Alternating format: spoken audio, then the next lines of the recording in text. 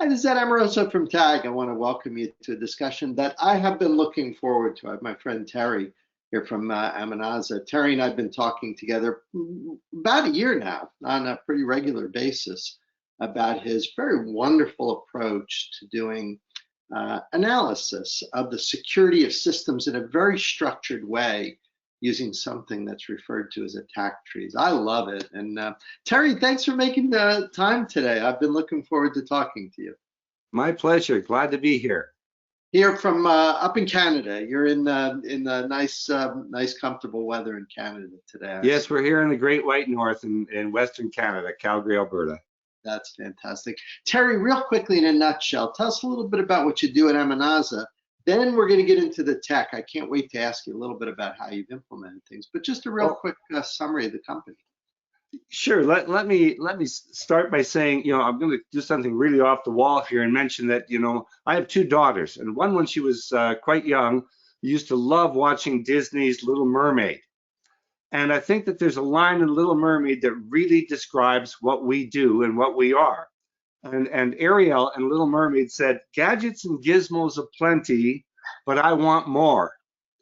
And I think that kind of depicts the way Terry, the state of security. I thought you were going to sing that. That would have been better. No, I want your viewers to stay with us. So I know the line. I have kids too. I know that line well. That's funny. Yes, exactly. And that's really what security is about today. If you go to the conferences, you go to the trade shows, there's every type of gadget and gizmo and piece of software out there that does something. And those are all great things. And not at any point am I saying these are bad things or we don't need them. We need all of them, but they're necessary but not sufficient. And the difference about what we do at Amenaza is we help people see their system, see whatever it is they're trying to protect through the eyes of an adversary and understand how an adversary views them and how they're going to attack them. And we believe that by understanding how you are likely to be attacked, it allows you to present an effective defense, one that's efficient, one that's cost effective, and one that actually works. That, in a nutshell, is what we're about.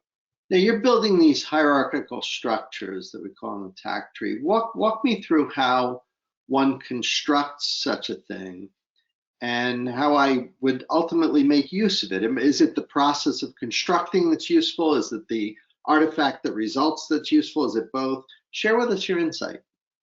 And you're absolutely right. And oftentimes the process of going through and creating the attack tree model is as valuable as the model itself. People often come to understandings that they didn't have before they started on the model. We get sort of into these boxes because we necessarily think about things how we would do them or how we would see them. And when you are creating an attack tree model, you're trying to bring in as broad of set of ways in which a system could be compromised as is possible. And this sort of takes you out of the box and helps you see how an attacker might approach you that's quite different from how you'd anticipate. So how do you build these attack trees? I mean, that's the question I always get, like, oh, yeah, that looks great, but can I do this? How much work is involved? Is it even possible? And like, I'm not too bright. I'm kind of dumb. And whenever I do this, I try and see it from a very fundamental point of view. When I look at something, I say, I've got an objective here, a goal of some sort. There's only 2 or 3 ways, basic approaches to accomplishing that goal. So for example, if I'm trying to compromise a computer system, I might say, well, gosh, there's physical ways I can actually get in and access that computer. There's what I would call cyber ways, using networks and computer software and stuff like that. And maybe there's human ways. So right there, I start at the top and I've got a top node in my attack tree, and it branches off into 3 simple things. And then I continue on with that kind of rule of 3 to 5. Each one of these things, there must only be like, 3 or 4 different approaches to doing it. And I continue on looking at those architectural ways of how these various goals could be accomplished until we finally get an attack tree. And I should mention, attack trees don't have to be perfect to be useful. We don't have to necessarily go down into the weeds, because what we find in attack trees, which are kind of tree diagrams, anybody who's familiar with decision trees intuitively knows what a tree would look like. And there's places in the tree that become choke points. And that's where we focus as analysts to say, what's going through these choke points that if I do something about that choke point, I'm going to take out a vast array of potential attacks against me. So that's kind of the analysis that we do. And I always tell people that we need to understand the fundamental reasons why attacks occur. And this is interesting. You know, you go to conferences and nobody ever talks about this, but there are basic reasons why an attack can be successful. Basically, a system has to have vulnerabilities. All of them do. There's never been a system built that doesn't have some vulnerabilities. The attacker has to have resources that they're going to apply to make or to take advantage of those vulnerabilities. And finally, there has to be something that the attacker perceives as a benefit to carrying out the attack. And if those conditions exist, you are basically exposed for an attack. And that's the type of analysis that we do, understanding that if those conditions that exist, an attack is likely. We then factor in what would the impact be on the stakeholders, and together that gives you an assessment of risk. Well, what kind of data do you like to keep at each of the different nodes? And is there any kind of algebra or calculus between the nodes, like sort of aggregating up risk and things like that? How does that all work? Absolutely, there is. And in fact, that's kind of the magic behind the attack tree. Generally speaking, I mean, you can take attack trees to any level, but I like to look at them at an architectural level. And people often say, you know, how can I build this? Computer technology changes so rapidly. The basic architecture of computer technology does not change rapidly. In fact, you could argue that the cell phone in your pocket uses the same basic architecture as an IBM 360 did 40 years ago. So I tend to look at the architectural things. And kind of the question you're asking is, how do I build these attack trees? One, I look at it, as I've said, from the top down. And I look at architecturally, what do I think, you know, what are the approaches to achieve certain goals? But then what I do is I go out to the various, what I would call bug databases, your CVEs, your MITRE attacks, these things. And I say, what attacks have been observed in the wild? What are people actually doing? And I then come from bottom up and try and bring all that information into the tree as well.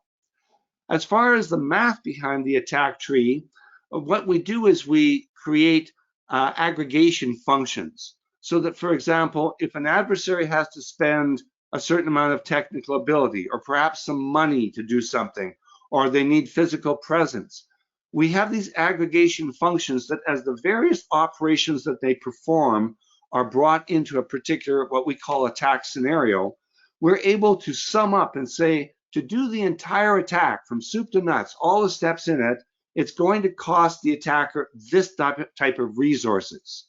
And similarly, we can build into these nodes in the attack tree where and how and what benefits the attacker will accrue as they traverse the tree. And similarly, and just as important, what damages will be imposed upon the victim as the attacker takes these steps. Now that gives me deep insight into the tactics and strategies that are likely to come in. That could be quite an explosion of possibilities. Now, how do I translate these things into action? Like if I'm a manager and my team is doing this and I say, great, you know, you've shown me, now I can't sleep at night. Thank you very much. Now what do I do? Like, how do I translate that into, like, are there some predictive analytics that come out or some things that can be useful to help me prioritize or change the architecture? What's been your experience?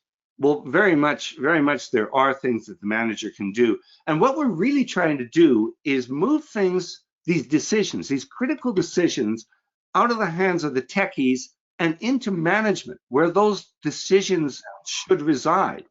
You know, I've had sort of a long and varied career in IT security, and amongst the many things I've done is I used to run firewalls in a major company. And people would come to me and say, I want to do X, can you open the firewall to do that? And I sort of, from my throne on high, would look down at them and imperiously say, thou art blessed or thou art cursed, and I would or wouldn't do these things for Position them. of power, right? Oh yes, I mean the sense of power that the firewall administrator has is tremendous. But this really wasn't my purview. But I couldn't take this to management because they didn't understand the issue. They could not make a rational decision because they simply didn't get it. So me, way down with my minuscule pay scale, was making enterprise decisions that should have been being made by the management people. And really, what this is all about is understanding risk. And it's risk depending on certain assumptions that management must make. For example, if you're a company and you're an enterprise doing certain things, you as management have to make a determination as to what level of adversaries you are willing to repel. In other words, you're probably going to say, we're definitely taking on the script kiddies. Maybe we're taking on the commercial criminals who are doing ransomware. And you have to make a decision as management. Are you going to take on state-sponsored? Is state-sponsored interested in you? Maybe yes, maybe no. If you're in critical infrastructure, probably. If you're, I don't know, making cookies or something like that, state-sponsored may not be all that interested in you. And you have to assess the level of security you're willing to provide, sort of commensurate with the type of adversaries you face. And what we're trying to do is we're also trying to bring your risk down to a reasonable level given a time span. This is something I learned with the military. By the way, Amenaza does a lot of work with aerospace. Our software has been used. Critical infrastructure. This screams critical infrastructure. Absolutely. Nuclear power, gas pipelines, all this kind of stuff. And what we're trying to do is we're trying to do something that aerospace does very well. They understand that their systems have a finite lifespan. In other words, you're not trying to protect some sort of piece of avionics that goes on an airplane for 100 years, because the avionics on that airplane may only be there for 5 years and then it will be replaced. And similarly, in the more commercial and critical infrastructure settings, you have to understand what is the lifespan of your system, and you want to build security that is sufficient to protect you for something longer, but not infinitely longer than your system lifespan. Because any system, every system, given infinite time, will be hacked. So what we're trying to do is move the bar to where it is reasonable. We're not trying to build perfect security or infinite cost security. We're trying to make rational risk decisions here. Terry, are you selling a platform, service, kind of both? What's your for people watching who think this is kind of a cool idea? What would they be getting from you? What is the value proposition that you're offering? Well, we're primarily a software, a tool vendor. We make a very sophisticated piece of software called Securitree that allows people to build these attack tree models. Now, we don't just like throw this over the fence and wish you lots of luck. We basically have a methodology that goes with it, and we do something that very few vendors, I think, do in this space. We're perfectly willing to come onto your site and train your people in the attack tree analysis methodology and show them how to use the software. It's really the methodology that we're focusing on in the training. Yes, we use the software, obviously, but it's really what steps do you take? How do you approach this? What are you looking for from your analysis? And I usually tell people, book us for an extra day or two when we come out. We'll spend some time with you and help you on your first project. Our goal is to make, we're not here to try and bleed you forever. Our goal is to make you self-sufficient and learn how to do this process yourself, because nobody knows as much about your systems as you do. Having said that, there are certain companies who just say, you know what, I like the methodology, I like the approach, but we just don't have the people, the skills to do this. In that case, we can do consulting, and we also have partners who are specialized in consulting who can come out and help you on an ongoing basis with this type of analysis. So that's kind of where we're situated. I've seen, they obviously seen the platform. I think it's wonderful. And in my mind, the obvious use case is cybersecurity. But I've seen you also talk about governance and risk and compliance as a related, almost adjacent set of needs. It seems like you're starting to attract some attention on the compliance side of the business. What's been your experience there? It's true, and I sometimes tell people, you are required to be compliant, but you can have compliance without being secure. That's true. You absolutely need to be secure, and being secure doesn't mean you're compliant. But you really need to be both secure and compliant. Right. And so we kind of look at both of those things. I mean, obviously, people have to conform with government regulations, industry standards, that sort of thing. And we're absolutely there for them. But we also want to tell them, just because you've gone through a checklist, the top 20 or whatever it is in the document that you deal with, and you've checked all the boxes and you're patting yourself on the back that, boy, we've got it nailed, that doesn't mean that you are not going to be attacked. And something else that I want to point out here is the issue of due diligence comes up quite frequently. Sometimes people say that due diligence is basically making sure that I'm slightly more secure than my neighbor down the road so that they're the one that gets hacked and not me. I think it goes beyond that, though. I'll tell you kind of how an attack tree works and why it's helpful in this regard. When we build an attack tree model of a given system, the model may actually tell us that we have literally hundreds of thousands of hypothetical attacks. It is not uncommon for me to have a model that will show 250,000 or 400,000 potential hypothetical attacks. Then when we apply the constraints that any real world adversary will face, there might be time, there might be money, there might be skill, there might be physical access, whatever it is that they are constrained by, what we find is that vast set of 400,000 attack scenarios collapses down to a very small fraction, and we're allowed to focus on those fractions. Then you may say, Terry, what happens if you're wrong? Because I want people to understand this isn't like a magic 8-ball. It is not perfect. It's the best scheme that I am aware of. But like all things, there may be something that wasn't foreseen or wasn't included in the model. And then, you're attacked. And somebody, of course, is now after your hide. They want to nail a hide to the barn door. And they want to find somebody to blame for this. And they say, why didn't you think of this? Why didn't this occur to you? The answer is you go back to your model and you say, we actually did think of this. We built this into the model and we understood that that was a hypothetical attack. However, based on the best information that was available at the time we did the analysis, we had very good reason to believe that that attack was not possible because of, and then you can cite the factors that caused it to be eliminated. So yes, we were wrong. We do agree we were wrong, and no one in this world is perfect, but you cannot accuse us of not being diligent and not thinking about this. So we believe that it provides a good due diligence defense and helps people in their governance to be able to demonstrate that they are doing the very best possible in an imperfect world.